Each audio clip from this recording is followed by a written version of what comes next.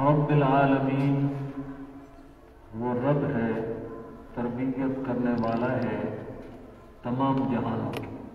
عالمین صفت عالم کی ہے، اور عالم بمانا علامت ما یعلم بہ، عالم کا معنی خاتم کے وزن پر، خاتم مہر کو کہتے ہیں، ما یختم بہ، وہ آلہ جس کے ذریعے مہر لگائی جائے، اور عالم وہ چیز جس کے ذریعے اللہ کی ذات اور صفات کا علم ہمیں حاصل، ہر وہ چیز جس ذات کے ذریعے اللہ کی صفات اور اس کی ذات کی پہچان آ جائے۔ تو یہ سارے کا سارا جہان جو ہمیں نظر آتا ہے، اس کو عالم اس لیے عالم کہتے ہیں، جہان ہے، عالم ہے، کیونکہ اس کو دیکھنے سے اللہ کی پہچان ہو جاتی ہے۔ سارے کا سارا نظام اللہ تعالیٰ نے اپنے ہاتھ میں لیا، پیدا کیا، اور اس کو اپنے اپنے حال کے مطابق ڈیوٹیاں تقسیم کر دی۔ آسمان کی ڈیوٹی ہے کہ تو نے قیامت تک ایسے رہنا ہے کہ یہ چھت بنی رہے پوری کی پوری دنیا کے لیے۔ زمین کے ذمے یہ کام لگا لیا کہ تو نے اسی حالت میں لوگوں کو فائدہ پہنچانا ہے، یہ تجھے استعمال کریں گے، مختلف چیزوں کے بیج، مختلف چیزوں کے پودے وہ تیرے اندر لگائیں گے، اور تو نے ان کے فائدے کی چیزیں اگانی ہیں۔ تو یہ سارے کا سارا نظام اس کے اختیار میں ہے اور اس کے حکم سے چل رہا ہے۔ الا لہ الخلق والامر، پیدا بھی اسی نے کیا، اور پیدا کرنے کے بعد اس کو مختلف ڈیوٹیاں بھی اسی اللہ نے سونپ دی کہ یہ کام تو نے اس مقصد کے لیے کرتے رہنا ہے، کرتے رہنا ہے، کرتے رہنا ہے۔ تو عالمین عالم کی جمع لانے کا مقصد، چونکہ ہر مخلوق کی اپنی اپنی ضروریات، ابھی ضمناً پہلے میں نے سبق میں بتایا کہ انسان کی ضروریات اور ہیں، جنات کی ضروریات اور ہیں، حیوانات کی ضروریات اور ہیں، پرندوں کی، درندوں کی، اور چھوٹے چھوٹے حشرات الارض، کیڑے مکوڑوں کی اور ضروریات ہیں، بحری جانوروں کی اور ضروریات۔ تو جن کی ضرورت دوسری مخلوق سے مختلف ہو جائے، اس کو ایک مختلف عالم کہا جاتا ہے۔ تو ایک عالم الانس ہو گیا، انسانوں کا جہان، کیونکہ انسانوں کی ضرورت الگ ہے۔ ایک عالم الحیوانات، حیوانوں کا جہان۔ ایک عالم الطیور، پرندوں کا جہان، کیونکہ پرندوں کی ضروریات وہ ہم سے الگ ہیں۔ ایک عالم الوحوش، وحشی جانوروں کا، جنگل کے اندر رہنے والے جانوروں کا جہان، ان کی ضروریات ہم سے الگ ہیں۔ عالم الحشرات، چھوٹے چھوٹے کیڑے مکوڑوں کا جہان، ان کی ضروریات دوسروں سے الگ ہیں۔ تو یہ چونکہ مخلوقات مختلف ہیں، ہر کسی کی ضروریات دوسرے سے مختلف ہیں، تو جتنی مخلوق ہیں مختلف اپنی حاجات اور ضروریات رکھنے والی ہیں، تو ان کو ایک مختلف عالم اور مختلف جہان کہا جائے گا۔ اس اعتبار سے عالمین کو جمع لایا۔ صرف ایک مخلوق کا ہی اللہ رب نہیں ہے انسانوں کا، بلکہ اللہ رب ہے انسانوں کا بھی، جنات کا بھی، جنات کا الگ عالم، پرندوں کا الگ عالم، اور وحوش کا الگ عالم، اور بحری جانوروں کا الگ عالم۔ تو یہ مخلوقات الگ تھی، ضروریات الگ تھی، اس اعتبار سے عالمین کو جمع لایا گیا۔ اللہ تعالیٰ تمام مخلوقات کی ضروریات کو پورا بھی کرتا ہے اور ہر جگہ سے اس کا ادراک کر کے وہاں تک ان کا رزق بھی پہنچاتا ہے۔ تو اس میں نے بتایا دونوں قسم کی تربیت آ گئی، تربیت جسمانیہ بھی اگر انسان کے ساتھ اس کا تعلق جوڑا جائے، اور ساتھ ساتھ تربیت روحانیہ بھی جو انبیاء علیہ السلام کے ذریعے انسانوں کی تربیت کی ہے۔ یہ پہلی صفت ہے اللہ کی، اور دوسری صفت الرحمن، اور تیسری صفت الرحیم۔ رحمان اور رحیم یہ دونوں مبالغے کے صیغے ہیں بھائی، صفت مشبہ کے، اور ان میں مبالغہ پایا جاتا ہے۔ تو اسی مبالغے کی وجہ سے ہم اس کا معنی کیا کریں گے؟ صرف مہربان نہیں معنی کریں گے، بلکہ بے حد مہربان۔ الرحمن کا معنی کیا؟ بے حد مہربان، اور رحیم کا معنی ویسے تو رحمت کرنے والا، چونکہ اللہ کی صفت ہے اور اس میں مبالغہ ہے، تو اس کا معنی کیا کریں گے؟ نہایت رحم کرنے والا، بے حد مہربان، تاکہ مبالغے والا معنی آ جائے اس میں۔ اور الرحیم کا معنی نہایت رحم کرنے والا، دونوں کا مادہ رحمت ہے۔ رحمان بھی رحمت سے نکلا اور رحیم بھی رحمت سے نکلا۔ تو اللہ کی دونوں صفتیں ہیں، لیکن دونوں میں فرق ہے۔ رحمان اے فی الدنیا، مفسرین نے کہا رحمان فی الدنیا، کیونکہ رحمان میں مبالغہ زیادہ ہے، رحیم کی صفت کی نسبت رحمان میں مبالغہ زیادہ، تو معنی یہ ہوگا کہ رحمان میں اللہ کی رحمت بہت زیادہ، کس اعتبار سے؟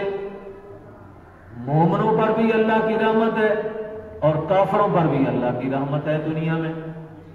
اگر ایک آدمی نافرمان ہے اور حتیٰ کہ کافر ہے، کفر تک اس کی نافرمانی چلی گئی، لیکن اللہ کی رحمت اس پر بھی ہے۔ اللہ نے اس کو تندرستی بھی دے رکھی ہے، اللہ نے اس کو اولاد کی نعمت بھی دی ہے، اللہ نے اس کو رزق والی نعمت بھی دی ہے، اللہ نے دنیاوی وجاہت اور دنیاوی مختلف قسم کے اس کو عہدوں سے بھی نوازا ہے، مختلف صفات سے نوازا ہے۔ کافر ہے لیکن کافروں پر بھی اللہ کی رحمت چل رہی ہے، تو یہ گویا رحمت عام ہو گئی رحیم کی نسبت، کیونکہ رحیم کا معنی رحمت تو ہے اور مبالغہ بھی ہے، لیکن اس میں اتنا مبالغہ نہیں جتنا رحمان میں ہے۔ کیوں؟ قیامت کے دن کی رحمت جو ہوگی صرف مومنوں پر ہوگی، کافروں پر نہیں۔ تو رحمان کا تعلق دنیا سے اور رحیم کا تعلق آخرت سے۔ ایک فرق یہ بھی دونوں میں کیا گیا کہ دونوں میں مبالغہ ہے۔ جس طرح دنیا میں اللہ کی رحمت عام ہے مومن اور کافر کو، تو اسی طرح رحیم آخرت میں بے شک ہوگی، لیکن وہ بھی بے پایاں رحمت ہوگی کہ آخرت کی نعمتیں کبھی بھی زائل نہیں ہوں گی۔ دنیا کی نعمتیں بے شک مومنوں پر ہیں یا کافروں پر ہیں، پر عارضی، جب تک زندگی ہے انسان اس نعمتوں سے فائدہ اٹھا رہا ہے، زندگی ختم تو نعمتیں بھی ختم۔ لیکن آخرت کی جو اللہ کی رحمتیں ہوں گی نعمتوں کی شکل میں، وہ دائمی نعمتیں ہوں گی، اور اس میں بڑی بڑی اور چھوٹی ساری کی ساری نعمتیں آ جائیں۔ تو اس اعتبار سے آخرت والے اس وصف رحیم کے اندر بھی مبالغہ پایا گیا، اس اعتبار سے کہ آخرت کی نعمتیں کبھی بھی زائل نہیں ہوں گی، ختم نہیں ہوں گی۔ لا یبغون عنہا حوالا، نہ انسان کو وہاں سے جنت سے نکالا جائے گا اور نہ ہی نعمتیں ختم ہوں گی، لا مقطوعۃ ولا ممنوعۃ، نہ وہ نعمتیں ختم ہوں گی نہ انسان کو روکا جائے گا بس کر کوئی کل جوگیاں بھی چھوڑ، نہیں، اللہ کہیں گے لکم فیہا ما تشتہی انفسکم، جو بندے کے دل میں آئے گا، خواہش پیدا ہوگی، وہ ساری کا ساری نعمتیں اللہ تعالیٰ اس کی پوری فرمائے۔ اللہ اکبر۔ مالک یوم الدین، مالک یوم الدین، وہ مالک ہے قیامت کے دن کا۔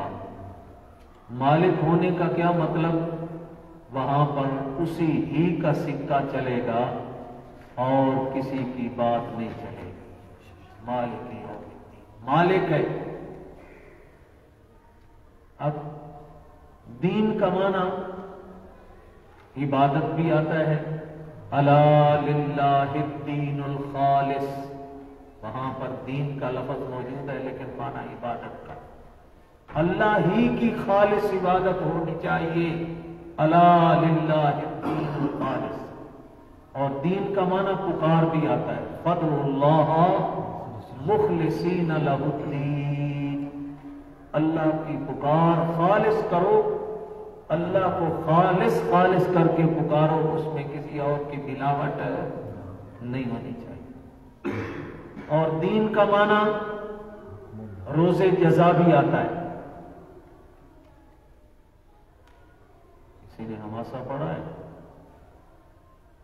سادسہ کے اندر ایک کتاب پڑھائی جاتی ہے ادب جاہلی پر، تو اس کے دوسرے قصیدے میں ہے فَلَمَّا أَصْبَحَ الشَّرُّ وَأَمْسَى وَهُوَ عُرْيَانٌ وَلَمْ يَبْقَ سِوَى الْعُدْوَانِ دِنَّاهُمْ كَمَا دَانُ، دِنَّاهُمْ كَمَا دَانُ، دَانَ يَدِينُ، اس کا معنی بدلہ دینا۔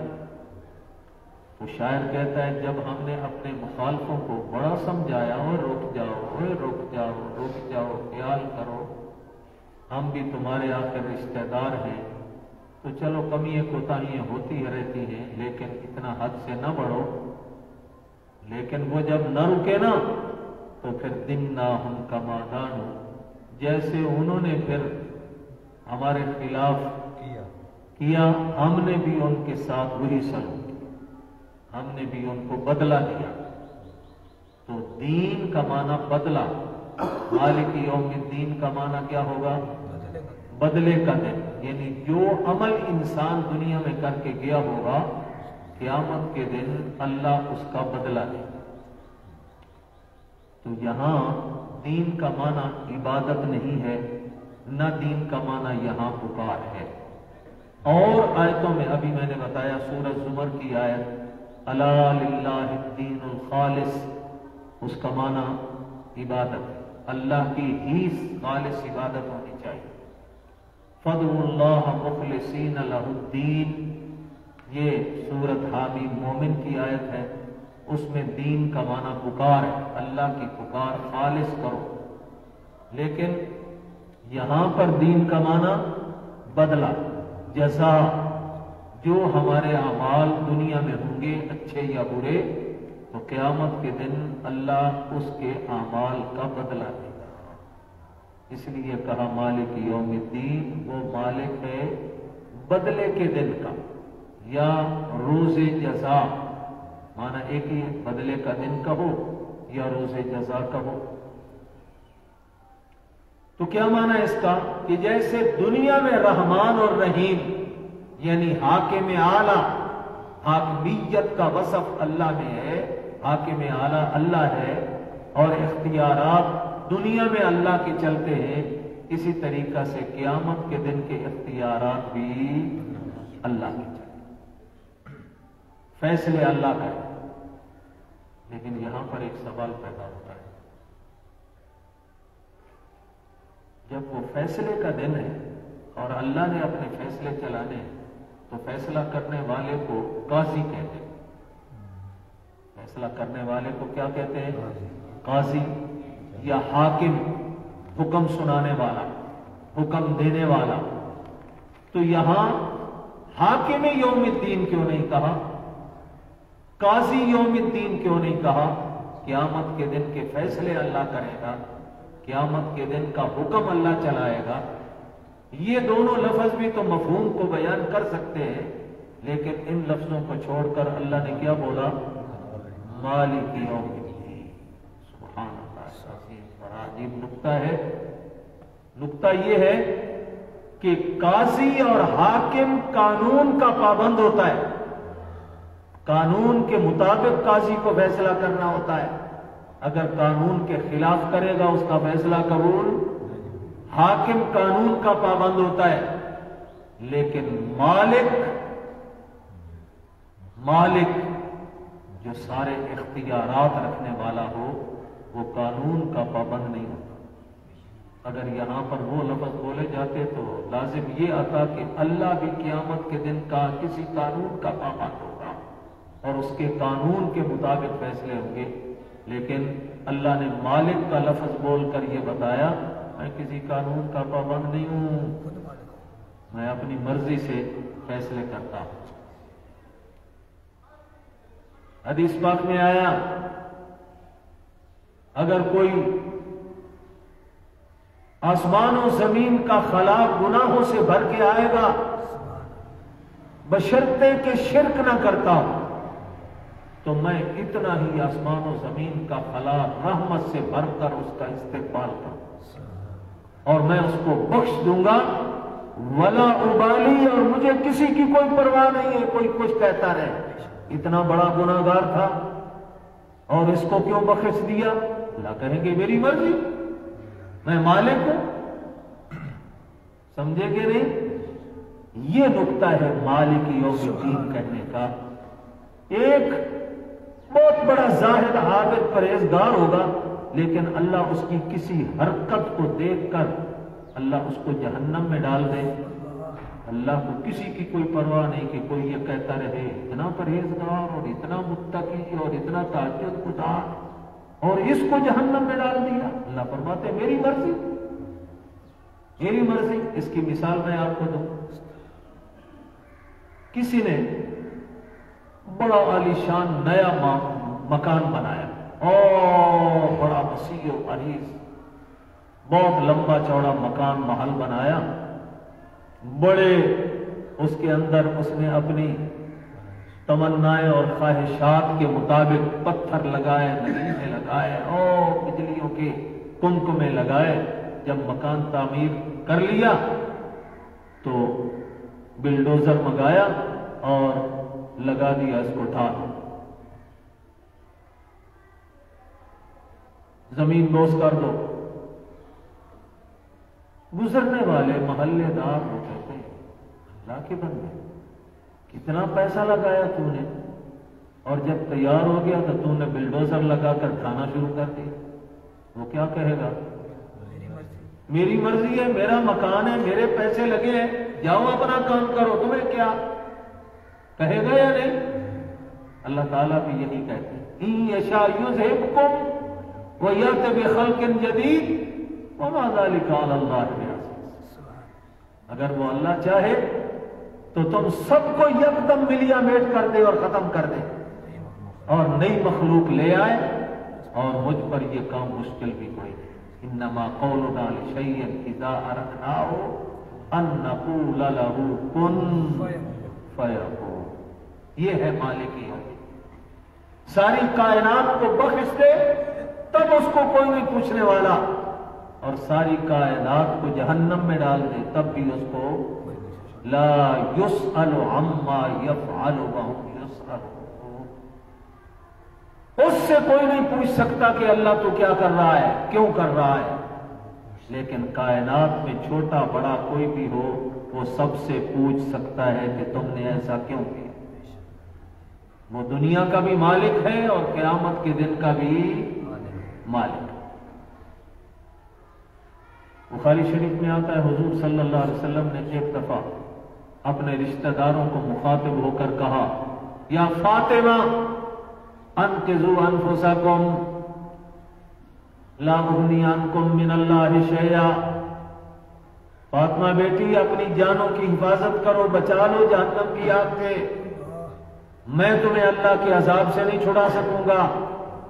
یا عباس، میرے چچا عباس تو بھی سن لے، انقذوا انفسکم لا اغنی عنکم من اللہ شیئا۔ اپنے آپ کو بچا لو جہنم کی آگ سے، میں تمہیں نہیں بچاؤں گا. یا عاتقہ یا صفیہ عمت رسول اللہ، اے آپ کا صفیہ محمد مصطفیٰ کی پھوپھیو، پھوپھیاں لگتی تھی آپ کی. تو فرمایا تم بھی اپنی جانوں کو بچاؤ، شریعت کی موافقت کرنا، اس کی مخالفت نہ کرنا. لا اغنی عنکم من اللہ شیئا، تمہیں بھی میں نہیں بچا سکوں. یہ مطلب ہے مالک یوم الدین، کیونکہ وہاں پر سکہ صرف اللہ ہے. یہ تو ہے مسلمان موحد انسان کا عقیدہ جو قرآن بتلاتا ہے. مالک یوم الدین کون ہے؟ مسلمان موحد کے اس عقیدے کے بالکل برعکس ایک مشرک کا عقیدہ کیا ہے وہ بھی سنو. حضرت خان صاحب بریلوی کہتے ہیں اعلی حضرت، حضرت نہ کہو اعلی حضرت، کیونکہ حضرت تو نئے نئے کام نہیں نہ کر سکتا. اعلی حضرت وہ نئے نئے راہیں نکالتا ہے. امت کی صحیح صراط مستقیم سے ہٹ کر نئی راہیں نکالے گا بدعات کی اور شرک کی، تبھی تو اعلی حضرت بنے گا. تو ان کی ایک کتاب ہے الامن والعلا، الامن والعلا. تو اس میں وہ لکھتے ہیں قیامت کے دن کے سارے اختیارات محمد مصطفیٰ کو حاصل ہیں. قیامت کے دن کے سارے اختیارات حضرت صلی اللہ علیہ وسلم کو حاصل ہیں. کیا مطلب؟ جس کو چاہیں جنت میں ڈال دیں، جس کو چاہیں جہنم میں ڈال دیں. اب قرآن کہتا ہے مالک یوم الدین کون ہے؟ جس کو چاہے جنت میں ڈالے، جس کو چاہے جہنم میں ڈالے. لیکن مشرک کا عقیدہ اس کے مقابلے میں کیا ہے؟ وہ یہ ہے کہ نہیں نہیں، یہ سارے اختیارات حضور کو عطا کر دیے گئے، جس کو چاہو جنت میں ڈال دو، جس کو چاہو جہنم میں ڈال دو. اور یوں بھی وہ فرماتے ہیں کہ قیامت کے دن کے اختیارات مولا علی علیہ السلام کو سپرد کر دیے گئے. اور مولا علی نے فرمایا انا قسیم النار، میں تقسیم کرنے والا ہوں، یعنی جس کو چاہوں جنت میں ڈال دوں، جس کو چاہوں جہنم میں ڈال دوں. پھر ایک مقام پہ اسی کتاب میں لکھتا ہے کہ حضور کی وساطت سے یہ سارے اختیارات حضرات خلفاء کو سونپ دیے گئے. ابو بکر و عمر عثمان و علی کو یہ اختیارات دے دیے گئے ہیں، جس کو چاہیں گے جہنم میں ڈالیں گے، جس کو چاہیں گے جنت میں ڈالیں گے. اب سوچو ادھر نبی علیہ السلام کا سچا فرمان بخاری کا کیا ہے؟ اس میں ہے انقذوا انفسکم، اپنی جانوں کو بچا لو، شریعت کی مخالفت نہ کرنا، میں تمہارے کام نہیں آؤں گا. لیکن خان صاحب یہ فرماتے ہیں نہیں نہیں، حضرات خلفاء بھی بچائیں گے اور خود حضور بھی اپنے پیروکاروں کو جنت، جس کو چاہیں گے جنت میں ڈالیں گے، جس کو چاہیں گے جہنم میں ڈال دیں. اور پھر حضرت علی المرتضیٰ کے بارے میں کہا قیامت کے دن کے سارے اختیارات حضور کو حاصل ہیں، مولا علی کو حاصل ہیں، خلفاء اربعہ کو حاصل ہیں. لیکن سب من گھڑت روایت، شیعہ کی گھڑی ہوئی یہ روایت ہے جس میں کہا کہ مولا علی نے فرمایا انا قسیم النار والجنہ، میں جنت اور جہنم کا مالک ہوں اور میری مرضی چلے. جتنے راوی اس کے اندر ہیں وہ سب کے سب شیعہ. ظاہر ہے شیعہ نے تو حضرت علی کو معبود اور الہ تک کہہ دیا. اگر وہ یہ کہہ دیں تو اس پر کیا تعجب کی بات ہے؟ اسی لیے تو حضرت علی المرتضیٰ نے ان شیعہ پیروکاروں کو آگ جلا کر ان کو جلوا دیا، جنہوں نے یہ عقیدے حضرت علی کے بارے میں کھڑے تھے۔ حضرت علی کو پتا چلا تو آپ نے آگ کے گڑھے کھود کر آگ جلوا کر ان کو زندہ جلا دیا۔ بدبختو، قرآن کی مخالفت میں مجھے الہ و معبود کہتے ہو اور مجھے خدا کہتے ہو اور اختیارات کا مالک کہتے ہو۔ اختیارات کا مالک تو اللہ کے ساتھ۔ تو قرآن دوسرے مقام پر بھی کہتا ہے یوم لا تملک نفس لنفس شیئا والامر یومئذ للہ۔ اس دن کوئی جان کسی جان کے کام نہیں آئے گی، کوئی نفس کسی نفس کو بچا نہیں سکے گا۔ والامر یومئذ للہ، اور امر بمانے اختیار، وہاں پر سارے اختیارات اللہ کے ساتھ خاص ہوں گے۔ والامر یومئذ للہ، یہی مفہوم ہے مالک یوم الدین کا۔ آگے سمجھ، ایاک نعبد و ایاک نستعین، ایاک نعبد و ایاک نستعین، اے اللہ ہم تیری ہی عبادت کرتے ہیں اور ہم تجھ ہی سے مدد مانگتے ہیں، تیری ہی عبادت کرتے رہیں گے اور تجھ ہی سے مدد مانگتے رہیں گے۔ عبادت کا کیا مفہوم ہے؟ ایاک نعبد، ہم یہ سمجھتے ہیں سجدہ کرنا عبادت ہے، بس سجدہ کسی غیر کا نہیں ہونا چاہیے، حالانکہ ایسی بات نہیں۔ عبادت کا معنی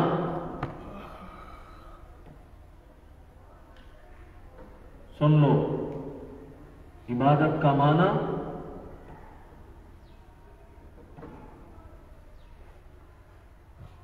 کسی شخصیت کے بارے میں غیبی طور پر مالک و مختار رکھنے ہونے کا عقیدہ رکھے، بِأَنَّ لِلْمَعْبُودِ سلطتاً غیبیتاً، العبادت عبارت عن الاعتقاد والشعور، کسی شخصیت کے بارے میں یہ اعتقاد اور شعور رکھنا بِأَنَّ لِلْمَعْبُودِ سلطتاً غیبیتاً، اس کو قدرت حاصل ہے، غیبی طور پر اس کو اختیارات حاصل ہیں۔ فَكُلُّ دُعَاءٍ وَنِدَاءٍ وَثَنَاءٍ بِهَذَا الْاعْتِقَادِ فَهُوَ عِبَادَةٌ، اس اعتقاد رکھ کر کہ فلاں کسی شخصیت کا، یعنی کوئی نبی ہو، کوئی فرشتہ ہو، کوئی جن ہو، کوئی ولی ہو، کسی شخصیت کے بارے میں یہ اعتقاد رکھنا کہ غیبی طور پر وہ میرے حالات دیکھ رہا ہے، میری دعائیں سن رہا ہے، یہ عقیدہ رکھ کر اس کے نام کا وظیفہ پڑھے، اس کی تعریف کرے، اس کے نام پہ چڑھاوے دے، اس کے نام پہ دیگ چڑھائے، یا اس کی قبر پہ خلاف چڑھائے، یا سجدہ کرے، یا اس کی قبر کا طواف کرے، یہ ساری کی ساری عبادات ہیں۔ اس لیے عبادت ہمارے مفہوم میں لوگوں نے سمجھ لی بس کسی غیر کا سجدہ نہیں کرنا چاہیے، بے شک دیگیں پکا رہا ہے اس کے نام کی، اس کو عبادت نہیں سمجھتا، بے شک سجدے کے ساتھ خلاف چڑھا رہا ہے، چراغاں کر رہا ہے، مختلف طور پر اور یہ شرکیہ عادات پیش کر رہا ہے، لیکن اس کو عبادت نہیں سمجھتے۔ حالانکہ یہ جو میں نے عبادت کا مفہوم بیان کیا، یہ میرا یا آپ کا یا میرے اساتذہ کا کوئی مفہوم بیان کردہ نہیں ہے، نہ ہی کوئی دیوبندیت یا اشاعت والوں کا یہ بیان کردہ مفہوم ہے۔ یہ مفہوم یہ 7ویں 8ویں صدی کے بہت بڑے فقیہ اور محدث امام ابن تیمیہ کے شاگرد حافظ ابن قیم رحمۃ اللہ علیہ کا بیان کردہ معنی نہیں پاتا۔ تو جس شخصیت کے بارے میں بندہ یہ اعتقاد رکھے گا کہ اس کو میرے حالات کی خبر ہے، ذرہ ذرہ میرے حالات سے واقف ہے، میں حضر میں ہوں تب بھی میرے حالات جانتا ہے، میں سفر میں ہوں تب بھی حالات جانتا ہے، میں صحت عافیت میں ہوں تب بھی مجھ سے واقف ہے، میں کسی مرض میں مبتلا ہوں تب بھی میری تمام کیفیات کو جانتا ہے، اور جب بھی میں اس کو بلاؤں فوری طور پر وہ میری حاجات کو پورا کرتا ہے۔ اس اعتقاد کے ساتھ وہ اس کی تعریف کرے، اس کے نام کے وظیفے پڑھے، یا اس کی مختلف اور مالی طور پر دیگیں چڑھائے یا چڑھاوے چڑھائے یا منتیں چڑھائے، اس اعتقاد سے جو کام بھی اس کے لیے کرے گا وہ کیا بنے گی؟ عبادت۔ اب ایاک نعبد،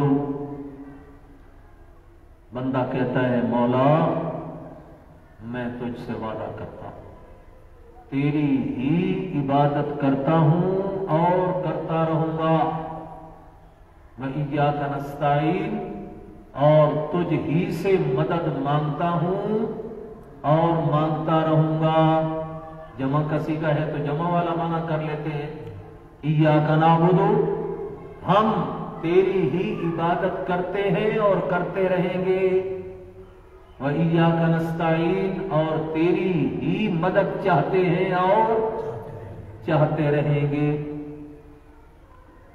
تو وہ قانون یاد رکھنا ہے تقدیم و تاخیر والا، جس کے اندر خصوصیت آتی ہے، التقدیم ما حقہ التاخیر یفید الحصر والاختصاص، جس کا مقام قواعد و ضوابط اور اصول کے مطابق ہو بعد کا، لیکن ہم کر دیں اس کو مقدم، اپنی جگہ سے اٹھا کر پہلے لے آئیں، مقدم کریں، وہاں پر خصوصیت والا معنی آ جائے۔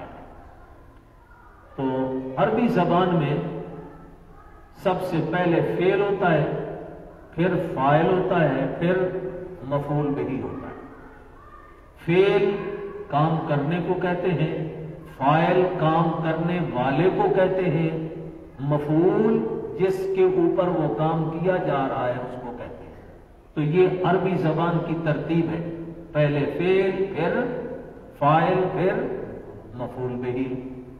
لیکن جب ہم مفعول بہ جس کا تیسرا مقام تھا، تیسری جگہ تھی، تیسرے نمبر پہ تھا، اس کو اپنی جگہ سے اٹھا کر پہلے نمبر پہ لے آئیں گے، تقدیم ہو جائے گی کہ نہیں؟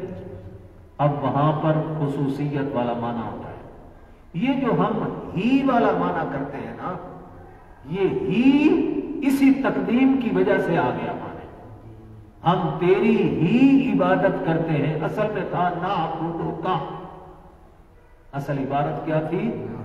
نعبدو فعل فاعل ہے اور کاف ضمیر مفعول بہ کی ہے، اپنے موقع پر آ رہی ہے، تو وہاں پر کوئی خصوصیت والا معنی نہیں کریں گے، بلکہ معنی کریں گے ہم تیری عبادت کرتے ہیں، ہم تیری عبادت کرتے ہیں۔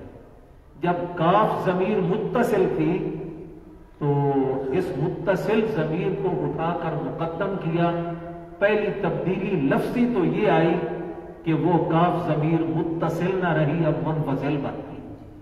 نعبدو کا، اب کا نعبدو نہیں کہہ سکتے بلکہ ایاکا میں بدل گئی، کاف ضمیر کس میں بدل گئی؟ ایاکا۔ اور معنوی تبدیلی اس میں یہ آئی کہ اس میں خصوصیت والا معنی آ گیا، ہم تیری ہی عبادت کرتے ہیں۔ اور مختصر معنی کو یاد کرو تو جہاں پر تخصیص پیدا ہوتی ہے وہاں پر دو جملے پائے جاتے ہیں، ایک مثبت ایک منفی۔ کیا ہوتے ہیں؟ تخصیص کے موقع پر دو جملے پائے جاتے ہیں، ایک مثبت ایاک نعبد، ہم تیری ہی عبادت کرتے ہیں، تو یہاں پر کون سے دو جملے؟ تیری عبادت کرتے ہیں اور تیرے علاوہ کسی کی عبادت نہیں کرتے۔ تیری عبادت کرتے ہیں مثبت معنی، تیرے علاوہ کسی کی عبادت نہیں کرتے یہ منفی معنی۔ تو چونکہ تقدیم و تاخیر کی وجہ سے یہاں پر تخصیص آئی، تخصیص کی وجہ سے دو جملے آئے، اور یہی تخصیص پائی جاتی ہے لا الہ الا اللہ میں، کیونکہ تخصیص کے 4 مقام، 4 وجہوں سے تخصیص آتی ہے۔ یہ بھی مختصر معانی میں باب القصر کے اندر پڑھ چکے ہو اگر کسی نے پڑھی ہے تو۔ کبھی کبھی تقدیم تاخیر سے تخصیص آتی ہے، کبھی نفی اور الا سے آتی ہے۔ لا الہ، لا میں نفی ہے اور الا سے آگے اثبات ہے، تو جہاں پہلے حرف نفی ما ہو، لا ہو یا ان نافیہ ہو اور بعد میں الا ہو تو وہاں پر بھی تخصیص آئے گی لا الہ، یہاں پر بھی وہ 2 جملے نکلیں گے۔ اللہ معبود ہے مثبت جملہ، اللہ کے بغیر کوئی معبود نہیں یہ منفی جملہ۔ اللہ کے لیے اس چیز کا اثبات ہو گیا معبودیت کا، غیر کے لیے نفی بھی ہو گئی۔ یہ دوسرا طریقہ ہے نفی اور اثبات والا۔ تیسرا طریقہ ہے انما کے ذریعے آتا ہے۔ کس کے لیے آتا ہے؟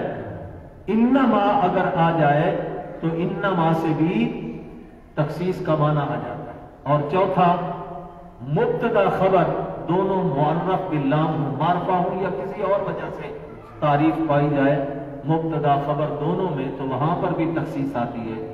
جیسے ہم کہیں زید الشاعر، شاعر تو زید ہی ہے، حالانکہ وہ صرف وہ تو شاعر نہیں ہے، اور بھی دنیا میں شاعر ہیں، لیکن اس کی شاعری چونکہ بڑی لاجواب ہے تو گویا ہم مبالغہ ثابت کرنے کے لیے، تخصیص ثابت کرنے کے لیے یہ اس کی خبر میں بھی جب تعریف پیدا کر دیں گے الف لام کے ذریعے زید الشاعر، تو اس کا معنی یہ ہوگا کہ بھائی شاعری تو زید ہی میں ہے، غیر میں نہیں۔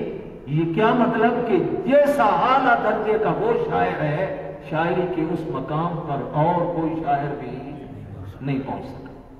خیر، یہاں پر ایاک نعبد میں تقدیم و تاخیر کی وجہ سے تخصیص آئی، اور اسی تخصیص کی وجہ سے ہم اردو میں ترجمہ کرتے ہوئے کیا کہتے ہیں؟ تیری ہی عبادت کرتے ہیں۔ اور ایاک نستعین، تجھ ہی سے مدد مانگتے ہیں۔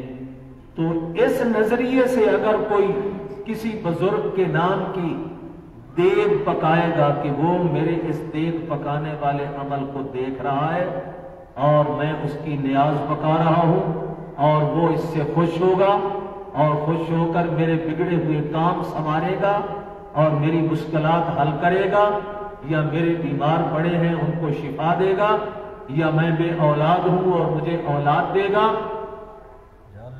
یہ بھی کیا ہے؟ شرک۔ یہ گویا اس نے عبادت میں اپنے پیر و مرشد کو شریک کر لیا۔ تو عبادت کا مفہوم صرف یہ نہیں سمجھنا کہ بندہ کہے میں نماز اللہ کے لیے پڑھتا ہوں، غیر کے لیے نہیں پڑھتا ہوں، اس لیے میں مشرک نہیں ہوں۔ نہ، صرف نماز پڑھنے کو اور سجدہ کرنے کو عبادت نہیں کہتے، اگرچہ عبادت کے اندر یہ شامل ہے، لیکن صرف اسی کو عبادت نہیں کہیں گے، بلکہ عبادت میں یہ سارے کا سارا مفہوم آ جائے۔ اس کو اپنے حالات سے واقف سمجھ کر، میں بار بار اس لیے دوہرا رہا ہوں تاکہ آپ کو یہ عبادت کا مفہوم ذہن نشین ہو جائے۔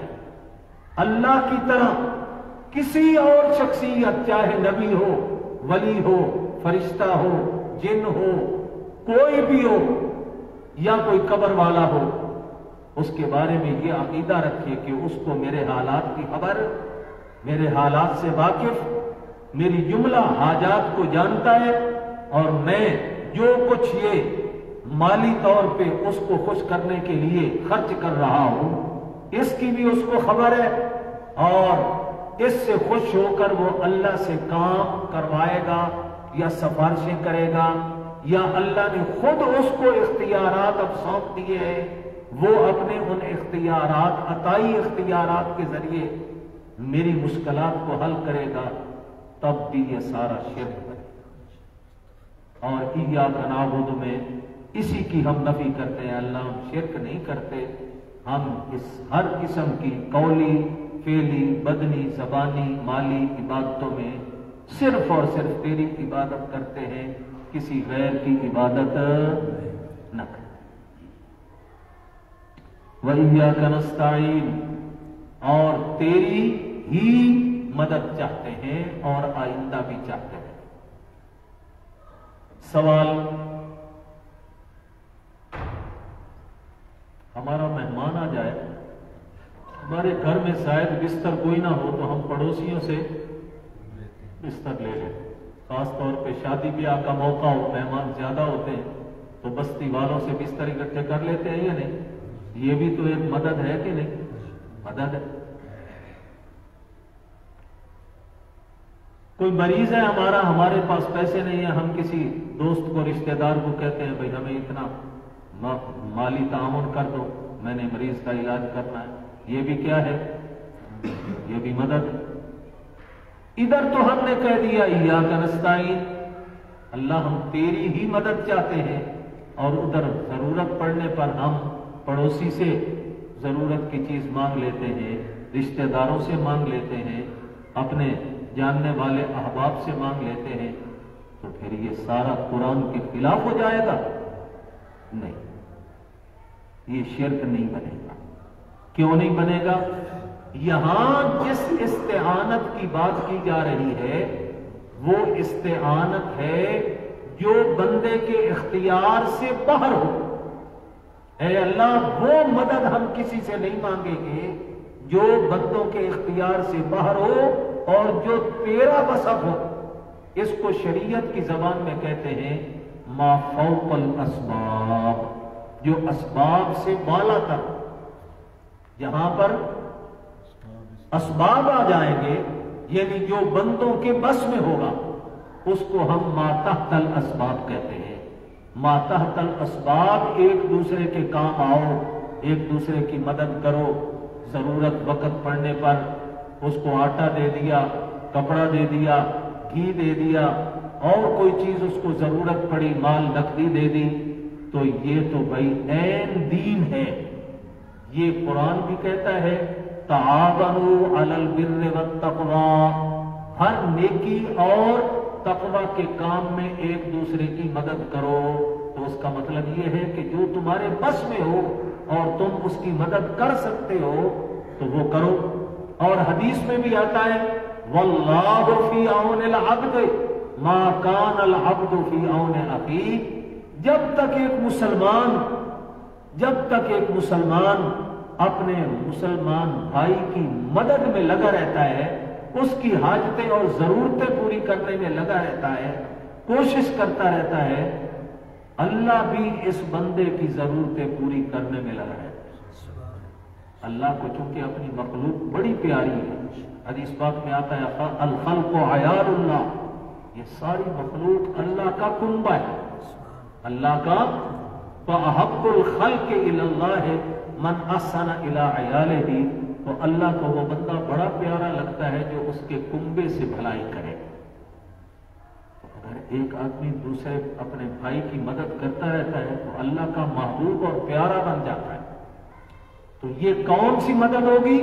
جو اس کے بس میں ہے، آٹا دے دے، کپڑا دے دے، روٹی دے دے، سالن دے دے، بستر دے دے، چارپائی کی ضرورت ہے وہ دے دے، یہ ما تحت الاسباب ہے، ایک دوسرے کی بھلائی کرنا، ایک دوسرے کی مدد کرنا، اور یہ شرک نہیں بلکہ عین دین کا تقاضا ہے، حضور کی تعلیمات میں داخل ہے۔ اور جو شخص یہ نہ کرے وہ اللہ کے ہاں مجرم بھی بنتا ہے۔ ایک دوسرے مسلمان بھائی کو ضرورت تھی اور تو نے کیوں پوری نہیں کی؟ مسلم شریف کی ایک روایت ہے، اللہ تعالیٰ کہتا ہے قیامت کے دن کہیں یا ابن آدم مرض تو فلم تعودنی، میرا بندہ میں بیمار ہویا سا تم میں پوچھے ہی نہیں، میری بیمار پرسی نہیں کی تھی۔ بندہ کہے گا کیف اعوذک یا رب العالمین وانت رب العالمین، اللہ تو رب العالمین ہے، تو کیسے بیمار ہوا اور میں تیری کیسے بیمار پرسی کر سکتا تھا؟ اللہ تعالیٰ کہیں گے इन्ना अब्दी मरिज़ा, मेरा एक बंदा बीमार हो गया था, फलम ताउदहु, तूने उसकी बीमार कुर्सी नहीं की। अगर तू उसकी बीमार कुर्सी करता तो ऐसे ही था कि तू मेरी बीमार कुर्सी कर रहा है। क्या मतलब? मैं तुम्हें उस पर अजर देता, मैं तुम्हें उसका बदला देता। इसी तरह आगे हदीस लंबी है, अल्लाह कहेंगे मैं भूखा कि तू मैनू रोटी नहीं खिलाई, मैं भूखा था तूने मुझे रोटी नहीं खिलाई। या अल्लाह, तू तो खाने पीने से पाक है, मैं कैसे तुझे रोटी खिलाता? फरमाया मेरा एक भूखा बंदा तेरे दरवाजे पे आया था, उसने मेरा नाम लेकर तुझसे सवाल किया था, लेकिन तूने भगा दिया था खाली। अगर तू उसको रोटी खिलाता तो ऐसे समझता मैं रब को खिला रहा हूं और मैं तुम्हें उसका अजर देता। फिर अल्लाह कहेंगे मैं प्यासा था तो मैंने पानी नहीं पिलाया। या अल्लाह, तू कैसे पानी का मोहताज है? मेरा एक बंदा आया था तुझसे पानी मांगा था प्यास की हालत में, तूने नहीं पिलाया। फिर अल्लाह ताला कहेंगे मैं नंगा था और मुझे तूने कपड़ा ही नहीं पहनाया। या अल्लाह, तू कैसे नंगा और मैं तुझे कैसे कपड़ा पहनाऊं? मेरा एक बंदा गरीब आदमी जिसके पास जिस्म ढांपने के लिए कपड़ा नहीं था, मेरा नाम लेकर उसने तुझसे सवाल किया और उस सवाल में तूने उसको कुछ ना दिया। अगर तू उसको कपड़ा पहना देता तो ऐसे ही था जैसे मुझे पहना रहा है, क्योंकि उसने मेरा नाम लेकर सवाल किया था, किसी और का नाम लेकर सवाल नहीं किया था। इसका क्या मतलब हुआ कि मुसीबत में, मुश्किलात में, हाजात में एक दूसरे के काम आना ये शिर्क नहीं, और ये इय्याका नस्तईन के खिलाफ भी नहीं है। वो कौन सी इबादत है जिसमें हम अगर करेंगे तो इय्याका नस्तईन के खिलाफ वर्जी बनेगी? वो है मा फौकल अस्बाब।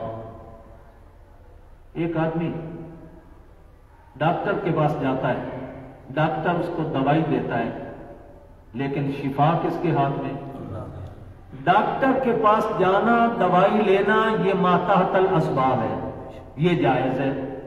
लेकिन अगर वो डॉक्टर को शिफा देने वाला समझ ले कि मेरी सारी शिफा इसी में है, या किसी पीर की कब्र पर जाकर सजदा करता है, दुआएं मांगता है, देग चढ़ाता है, बाबा जी, ख्वाजा साहेब मुझे शिफा दे दो। अब शिफा देना अल्लाह का काम है, ये काम बंदे का नहीं है। बंदे का काम दवाई देना तो है, बंदे का काम शिफा देना नहीं है। ये माफौकल अस्बाब जुमरे में आएगा। अब इस बारे में अगर वो किसी गैर पर अकीदा रखे कि वो भी शिफा दे सकता है, ये शिर्क होगा, क्योंकि ये बंदे के बस से बाला था। इसी तरह बारिश बरसाना बंदे के हक में बस में ही नहीं है। अब किसी गैर से वो कहता है कि तू मुझे बारिश दे दे, ये एक ऐसा काम है जो बंदे के बस में नहीं है, ये अल्लाह का काम है, असबाब से बालातर है। यहां पर बंदे के असबाब सारे के सारे खत्म हो जाते हैं। किसी गैर से ये अकीदा रखे और दुआएं करे, ये भी शिर्क होगा। कोई बे औलाद है और वो किसी नबी वली जिन फरिश्ते से दुआ करता है, मुझे तू औलाद दे दे, मैं बे औलाद हूं। या किसी फौत शुदा की कब्र मजार पे जाता है, वहां सजदे करता है, दुआ मांगता है, देगे चढ़ाता है, बकरे छतरे जमा करता है कि तू मुझे औलाद दे दे। औलाद देना किसका काम है? दुआ तो करवा सकता है, लेकिन वो भी जिंदा से दुआ करवा सकता है औलाद के लिए, बीमारी की शिफा के लिए, बारिश के लिए और अपनी हाजतों के लिए, लेकिन वो दुआ भी जिंदा से करवा सकता है जो उसकी बात सुने।